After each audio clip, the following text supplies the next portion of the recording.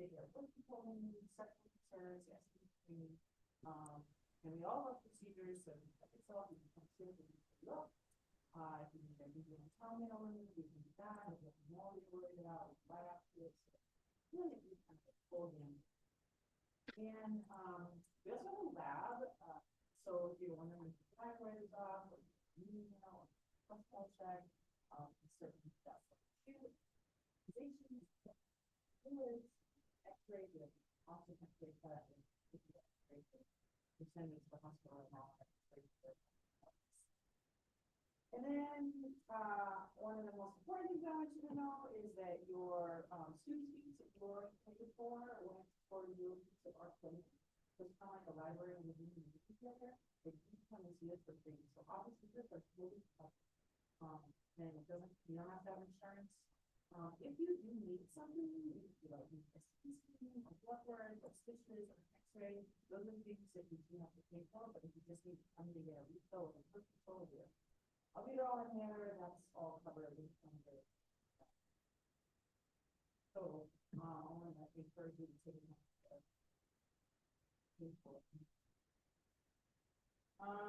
We are open Monday to Friday, and we're open every semester during the summer. And we're located on K Street or Cedar Chavez. So if you're walking from Martinville and you're going towards the sub, you walk right by University Health Center. You can walk right in if it's urgent and you need to be seen. You can always squeeze in, or you can also call or get online and make an appointment through the IC portal on the website. Okay, people on the Health Center and then and there's a pharmacy above us, so they have pharmacies for convenience. So so grab whatever their prescription is and stop that. So I hope that you guys will take advantage of that during your tenure here at IC. And that's all. Have a good day. Yeah, you too. Microbiology. Yes. You have any questions? Oh, I know you want to talk about disease in here. Yeah, right. See you later. Okay. Definitely a good resource on campus. If you didn't know about it, now you do. So you probably knew of Student Health Center. All right. So exam closes today at 5. If I haven't looked at Moodle to see, but my gut tells me the bulk of you have logged on and completed it. I won't ask for a show of hands because I want to stay positive, right? Okay. There's definitely some. They're like, it closes at 5. I'll start it at 4. 4:30. Good luck. All right. So the next chunk of material, this unit, really, it could technically go with what we have already been dealing with. And a few years back, I had it all together. 6 chapters of stuff seems like a boatload. And when we get in here and start looking at all sorts of different organisms in the next 3 chapters, really that's kind of overwhelming, I feel like. I think it's a little better to split it in half like I have done. There are a few units of material that there are multiple chapters in there, so they're not all going to go by 3s. But I think it's a little bit easier to deal with. Even if it's open book and open notes, it's better to have a little more in between there. So a lot of this unit, I feel like, and as I was reviewing this earlier, I thought this is like the old school, go to your grandparents' house and watch some old videos or slideshows of a vacation that happened long ago. It's just a lot of images of stuff. I've got all sorts of tidbits that I like to think about as we move through here, but it is really kind of like that. Just a lot of pictures that give us some hints of the plethora of opportunities when we think about microbes as far as where they're at or what they do. There's a lot of variation. I've said as we started this, a lot of the thoughts really putting some sort of medical spin on stuff. There's definitely some disease causers we're going to think about in these next chapters, but there's some other players as well, living in environments that maybe we think of as normal or flat out inhospitable. We want to think about all sorts of different things. And as we started the semester, with the little duck covered in oil, thinking more than just health stuff, although we want that duck to be healthy as we clean it off. We want to think about some environmental implications and different sorts of microbes that maybe, deep down, we still want to put a human spin on it. Could we use them for something that would benefit us?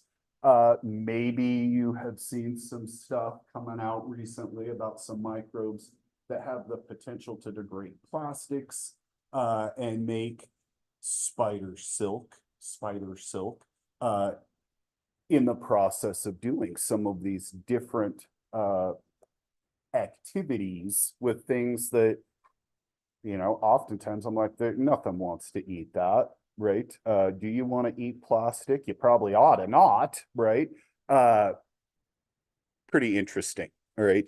So all sorts of diversity, and that's really what this next chunk of material thinks about, just the variety that's truly out there. And I think that is pretty impressive. There are so many things, and I recall, as an undergrad in a microbiology course, my first microbiology course, as I was in there a few weeks into it, I still didn't know what I wanted to do. I didn't know what I wanted to be when I grew up. I probably still don't, right? But I didn't know. I hadn't declared a major, and I'm sitting in this lecture, and she's describing some diversity. She's describing all sorts of crazy things, and I'm just like, what? I want to know more about that. That's what I think I want to major in. And here I am, still wanting to know more, right? Crazy stuff. I learned things like, soil smells like soil because of some special bacteria. I thought dirt smelled like dirt because it's dirt, right? That makes sense to me, right? You have all smelled some dirt, especially like after a rain, and you can kind of smell the earthy odor. That's bacteria. You've also smelled driving past a, feedlot or a dairy. You've smelled coming out of the back end of the cow. That's microbes too, right? There's all sorts of stuff. And then, in my biology class, I use that to paint a picture. You smell and you taste. It works together. So if you're smelling that, you're tasting it. And somebody's like, why couldn't you have used brownies? Why'd you have to use the dairy, right? I'm like, because that's gross, right? Brownies are delicious, right? But you say something gross, you're going to remember that, right? Although deep down, you'd all probably appreciate more the smell of brownies, right? Who knows? Smells, completely sidebar here, which I like to do. Before I thought college, I had a regular job, fresh out of high school, painting some houses. We were working on this job that was in like a parade of homes type of deal. So it's all done. People, they move a bunch of stuff in to look like it's lived in, and then people go through and look at it, and maybe somebody buys it.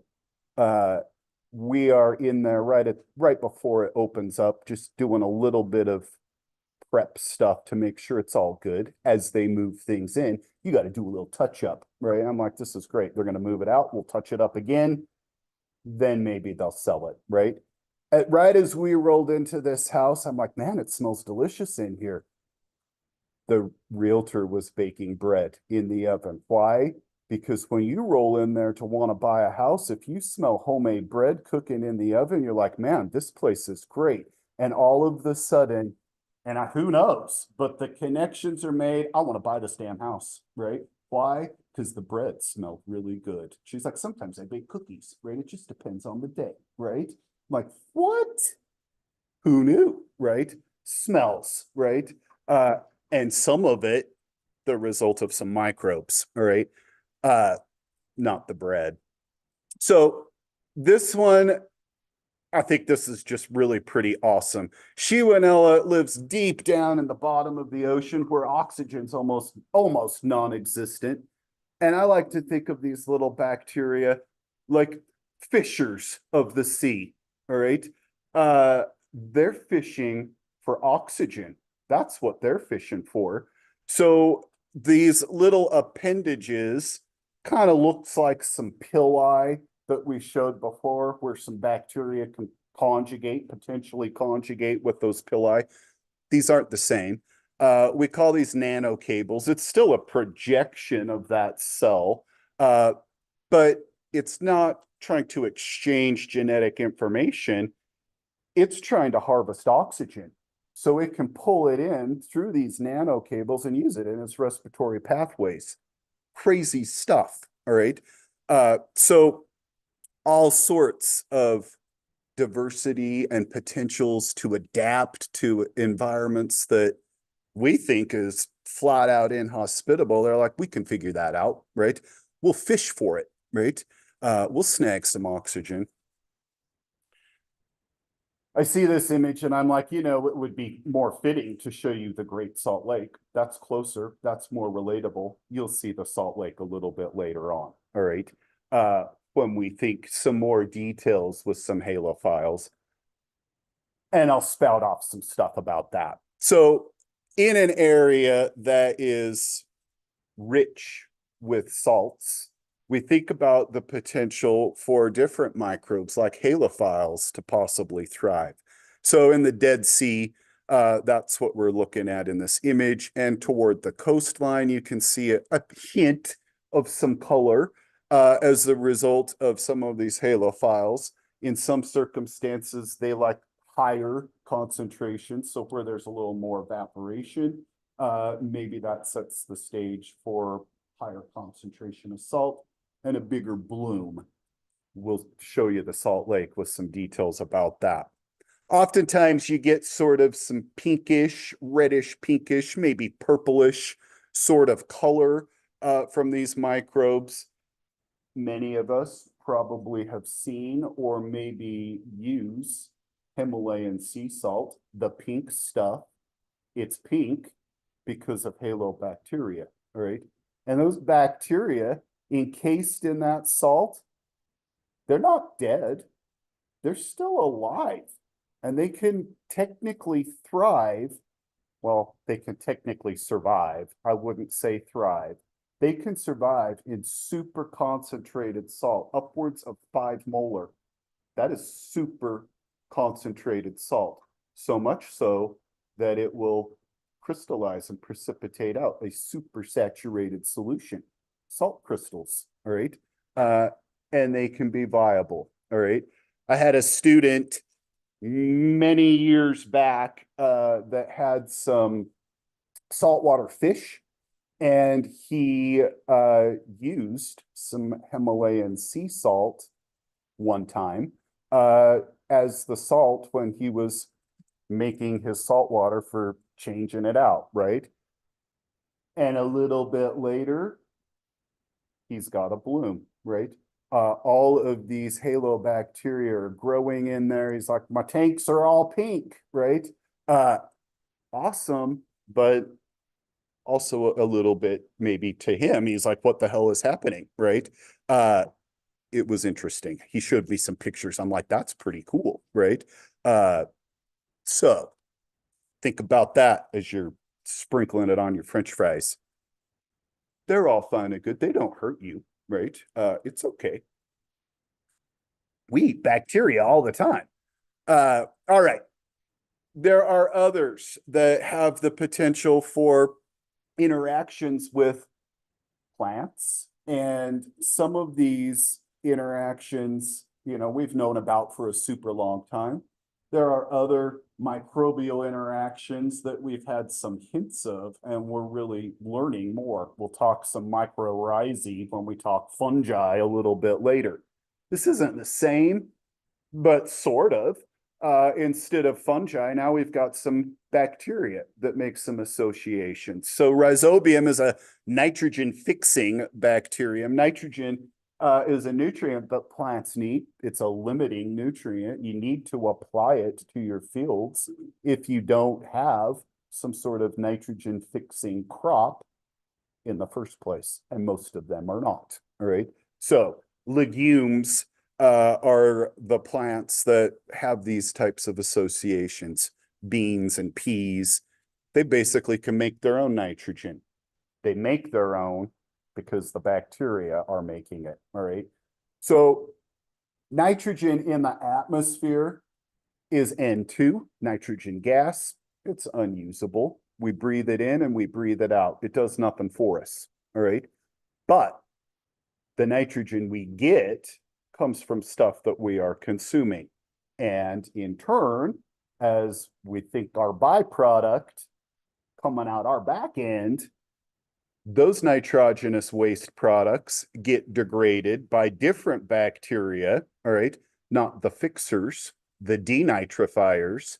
They do the opposite, and they convert that nitrogen back to nitrogen gas, and other nitrogen fixers convert it back into usable nitrogen, and it's a cycle. We'll show that stuff in a bit, all right, with some of the cycling of nutrients. Some of these are main players in that. There are other potentials. We could think about, fertilizer producers that go through a process of generating ammonia without microbes, all right? But in the environment, it's players like this. So this is just a cross section showing some bacteroides that are living inside of the root tips, similar to our rhizobium. Nitrogen fixing, just different player. All right.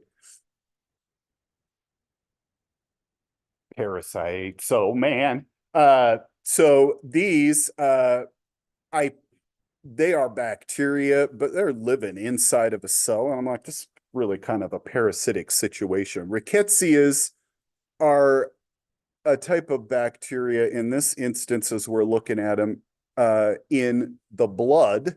Hemolymph is blood in an insect or arthropod. Ticks aren't insects. They're arachnids. So the blood, if you will, and it's an open circulatory system. They don't have little veins. It's just moving through the hemocell. Their blood cells, different than our own, as we see these, they're nucleated cells. If we were looking at our own cells, we wouldn't see this nice, pretty nucleus inside. So rickettsia get into these cells, and that's what we're looking at in the hemolymph of this tick blood, a couple of red cells that are chock full of rickettsia. So as this tick feeds on us, we get infected with these bacteria, and this will show a little bit later is one of a handful of tick-borne bacterial illnesses. This one's Rocky Mountain spotted fever. Rickettsia is the culprit for that. All sorts of potentials, all right? Another one, living in cells. And when we think about needing this, you gotta be in a cell, not just hanging out outside of them. We call these obligate intracellular parasites, typically is what we say.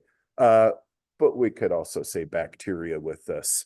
I mentioned before, truly, when I think about parasites, it's protists and worms, but disease-causing stuff definitely fits under that umbrella. So they have to be in a cell, all right?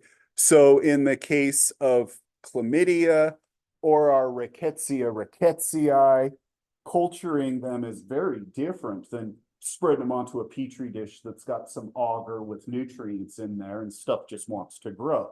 This needs a cell culture. The rickettsia growing in red blood cells, chlamydia growing in different cells, and in turn, setting the stage for cultivation. Not something we think about in regular teaching lab situations, all right?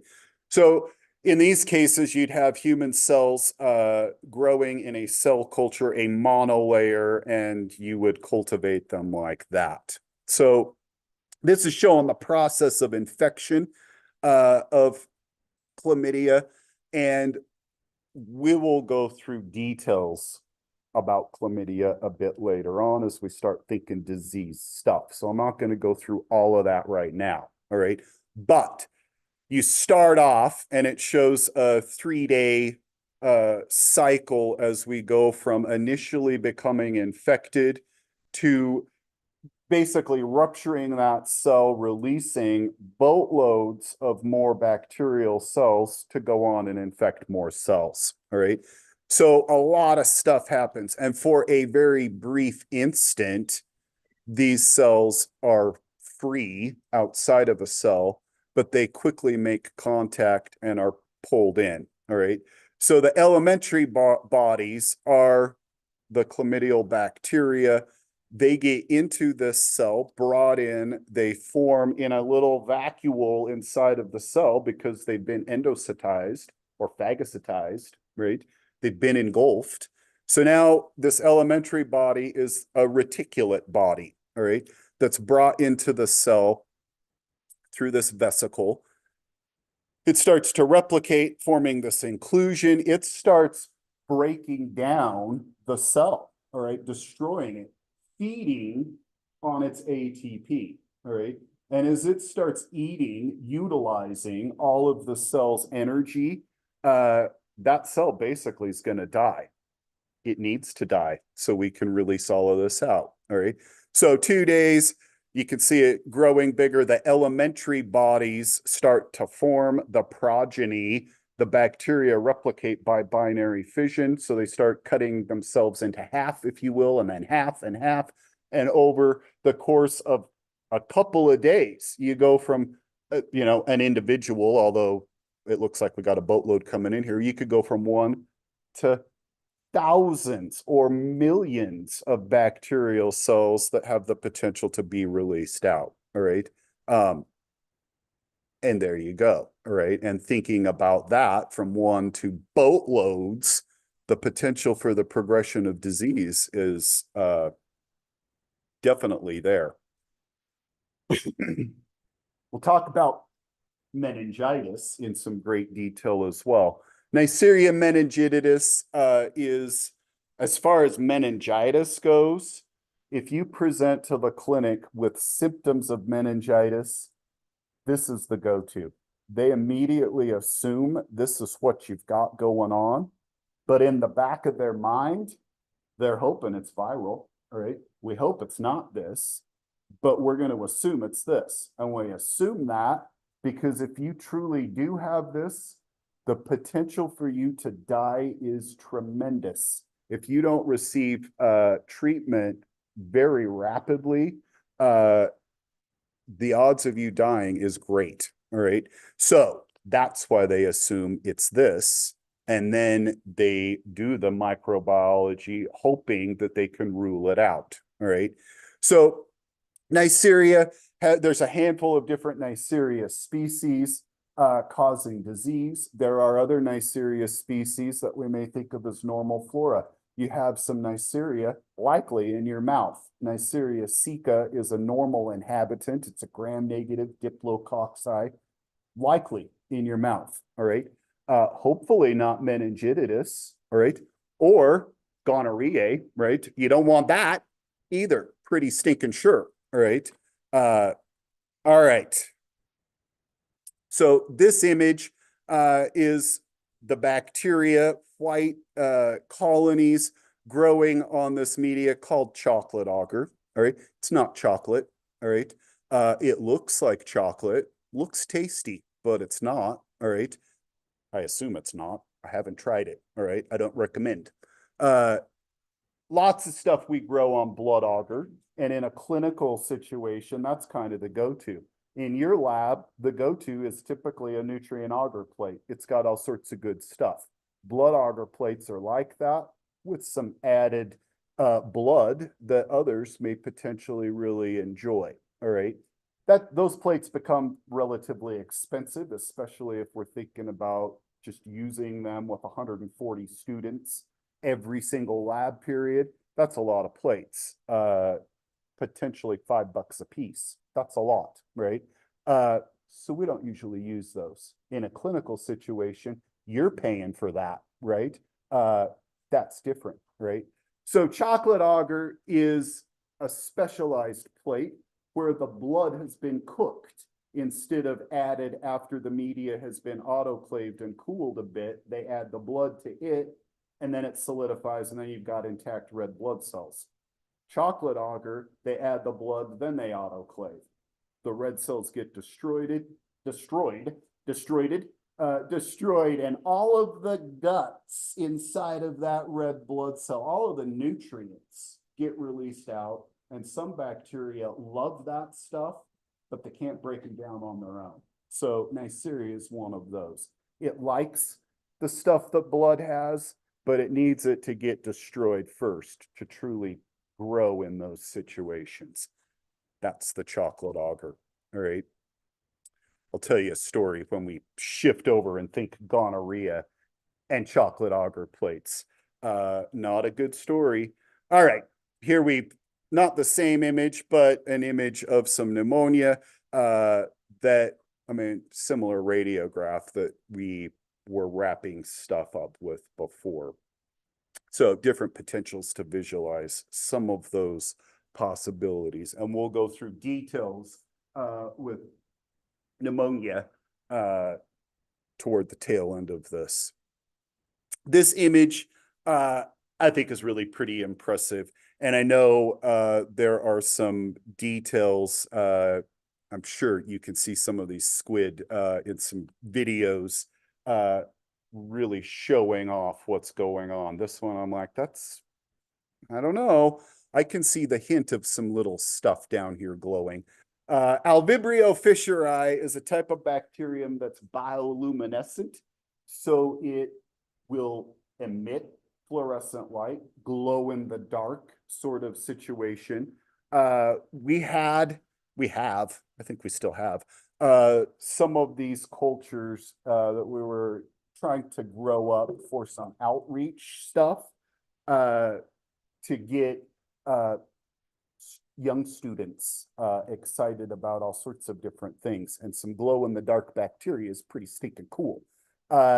These are a little difficult.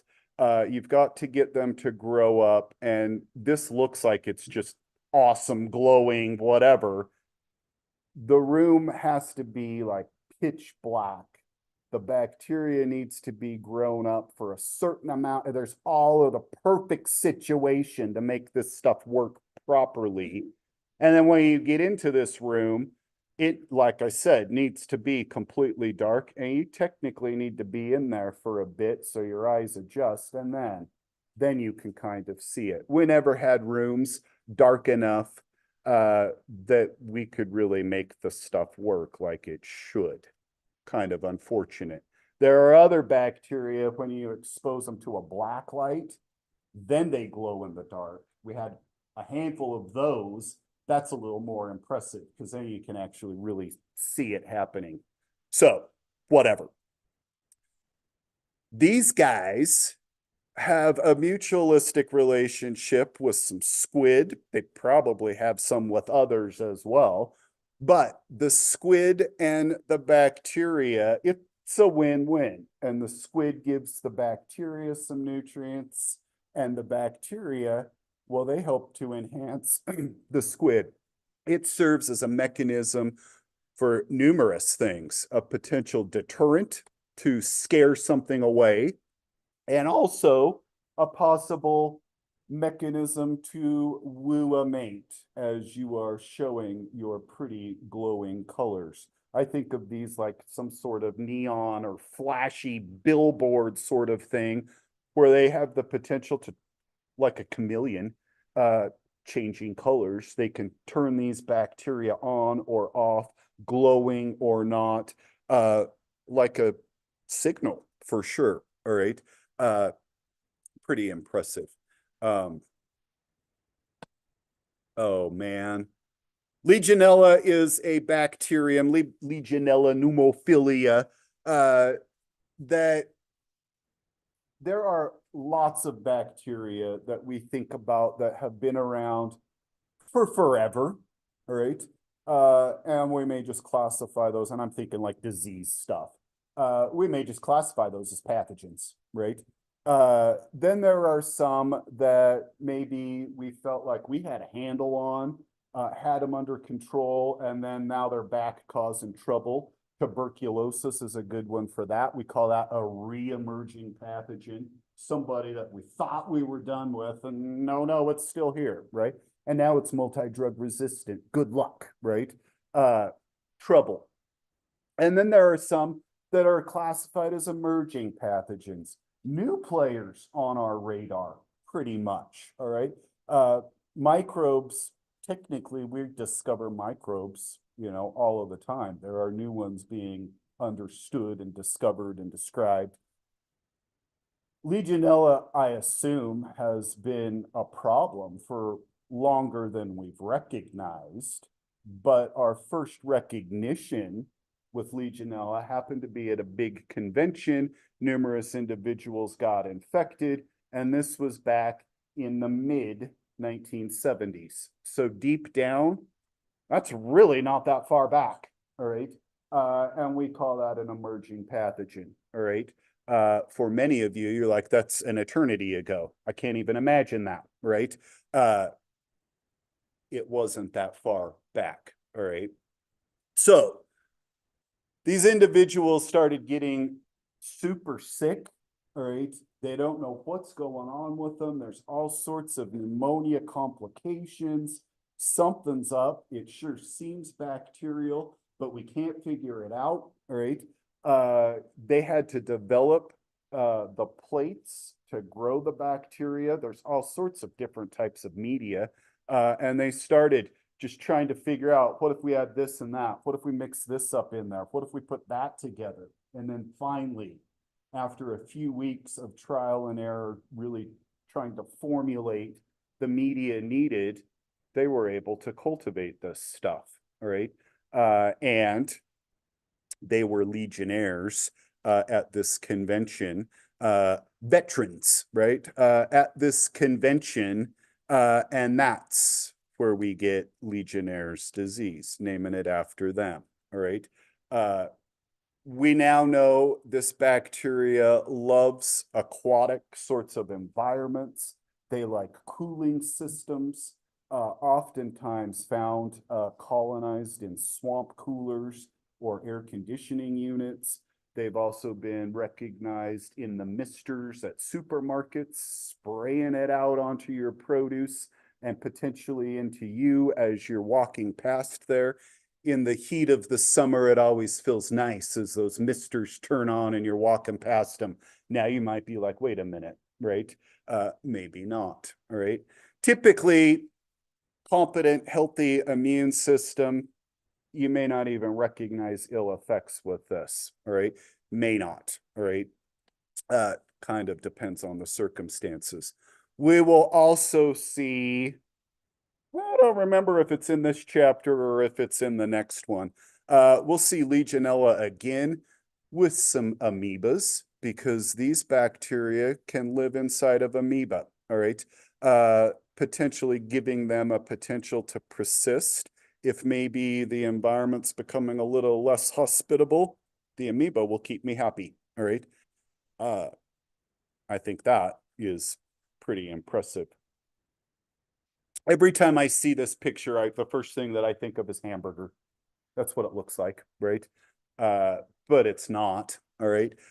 This is just an electron micrograph, artificially colored electron micrograph of our salmonella. And salmonella, if you were to gram stain them, they are gram negatives, so we've colored them pink, all right? But all of these little pink bacteria in this glob of them in this image definitely looks like some ground beef to me. All right. There are numerous salmonella bacteria, a couple of different species, and we also think about some serotypes. So slightly different immune reactions, antibodies that you may or may not produce against them that allows us the ability to kind of hone in on the specifics. All right. This one, Salmonella typhi, is the causative agent of typhoid fever. We will get to it a bit later on and think about it and some other salmonella for some foodborne illness. All right. And with our typhoid fever, I hope you've all heard of Typhoid Mary. We'll talk about her a little bit later. She just had a passion to cook, right? I gotta make you some burgers, right? Damn you, Mary. All right. They ran her out of town and she just set up shop in the next town, right? I'll cook for you, right? Not so good. She's like, didn't she hear of Ignaz Semmelweis, right? Wash your hands. All right. She didn't know she had troubles, right? Sometimes you can be a carrier in those situations, right? All right. We'll get to her later. These myxobacteria, I think these things are really pretty impressive. There's all sorts of different variations. And when we shift over and think some of the protists in the next chapter of material, there are protists that have animal characteristics. There are some that have fungal characteristics. And then there are others that have plant-like characteristics, right? All sorts of different types of protists. And these protists, single-cell or organisms, eukaryotes, that set the stage for all of the multicellular eukaryotes that have those sorts of features. These bacteria have some features that we think of as sort of fungal-like, maybe sort of single-celled protist-like, that sets the stage for fungi, all right? Really kind of impressive. They're not mushrooms, they're not fungi, but they kind of look like that. And they produce some spores, if you will, myxospores, not the same as a fungal spore, but pretty much the same sort of an idea, all right? They're progeny that get released out, all right? We'll go through the process of spore formation with fungi next chapter, all right? So not the same, but morphologically, they look kind of similar. So we got a handful of the myxobacteria with their fruiting bodies ready to release out these myxospores, more myxobacteria that disperse and start to grow and replicate through this structure, all right? I don't know what these little myxobacteria are growing on, but I think you could maybe use your imagination with this. It kind of, to me, looks like a dog turd. All right. Not sure, but there you go. That's what we'll say it is. All right. Helicobacter pylori is another one, kind of like Legionella, that we might think of as a emerging pathogen. Somebody that was really pretty newly recognized to be issues. When we think about the stomach, I think of that as an environment that's flat out inhospitable, all right? Foodstuffs get there and they get broken down. The hydrochloric acid does a great job of degrading all sorts of stuff. There's lots of digestive enzymes that start breaking things down. Pretty much stuff doesn't want to live there, right? Some things have the potential to tolerate stomach acid to move through there. And then as they get into your intestines, that's where we start thinking about them maybe living or maybe establishing some sort of ill effects, whatever it could be. But Helicobacter is like, whatever, I'm going to live right here. Stomach is the perfect place for me. All right. kind of different, kind of odd. All right. So Helicobacter pylori, that's what we've got in this image. And we can see some flagella coming off of him. Then cause chronic gastritis. It can lead to ulcers, and potentially left unchecked can progress to stomach cancer. If you've got ulcers going on, you've got these guys. All right. For a long time, people thought all sorts of things about ulcers. Spicy foods, bad news, right? That's the problem. That's what gave me this ulcer, right? Spicy foods may potentially cause issues due to the ulcer, but it had nothing to do with the spicy food, all right? It was the bacteria, all right?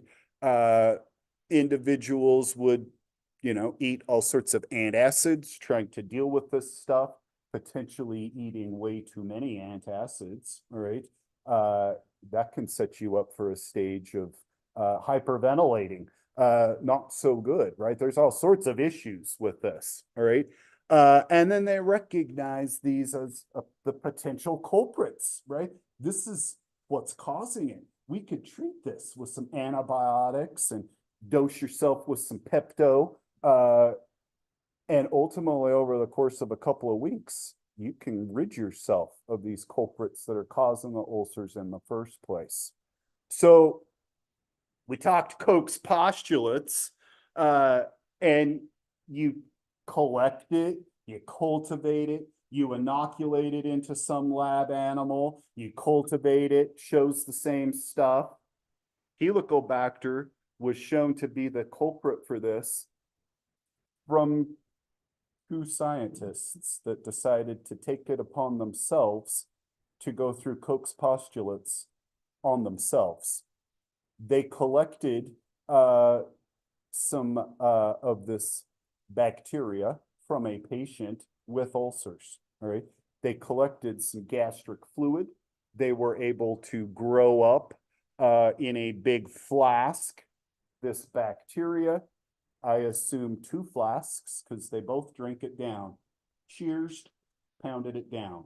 They drink this bacteria and in turn developed some ulcers and were able to collect it and show it.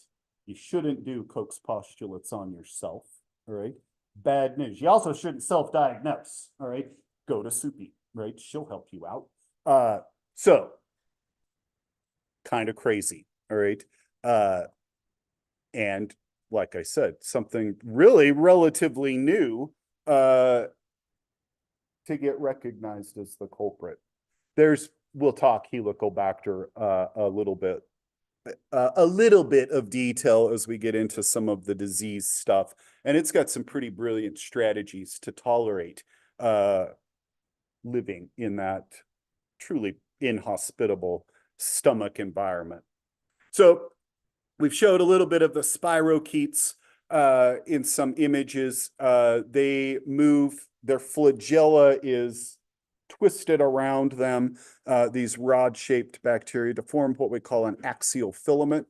And instead of the other bacteria circling around and propelling like a little boat, these flagella that are encased in the membrane along the whole length of the bacterium make it spiral, make it twist as they're trying to do their spinning. So corkscrew sort of spinning through their environment. Spirochetes and the spirillum in a similar sort of mechanism for motility. All right, Bacteroides, we'll mention this briefly and then we will stop. We're just about out of time.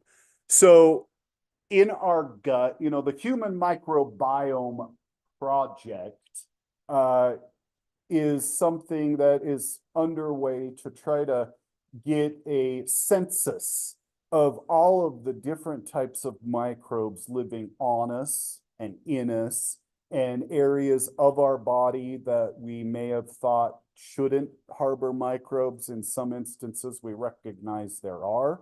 The stomach could fit with that. We recognize that a little bit prior to that. But all sorts of different things. And some areas where we know stuff should be, we're getting more of an understanding of truly who, in what proportions are these players. You've probably all heard you are what you eat, right? Uh, Deep down, bacteria are some of the driving forces of a lot of this stuff. And as we think about different things that maybe we're like, ooh, I want to eat that or not, maybe it's the bacteria that are truly saying, go ahead and have that donut, right? That's what you need. So Bacteroides is a huge player when we think about taking up residence in the gut, and it has all sorts of potentials with our metabolism, breaking things down. E. coli, another big player, synthesizing some vitamins. And I will leave you with this, as you know, we hatch out into this world as a little baby. We come into the world basically sterile, not really full of microbes. We got a hint of immunity that we get from our mother, but we immediately start getting colonized. And as you hatch out into this world, it truly varies on the types of microbes you get dependent upon how you were hatched. Did you have a normal vaginal birth, or were you ripped out of your mother through a cesarean section, C-section, right? A C-section, completely different microbes, or maybe a very lack thereof of microbes compared to a vaginal birth. And what you immediately have the potentials to get colonized with are different, all right? Farewell with that. Think about how you were born, right?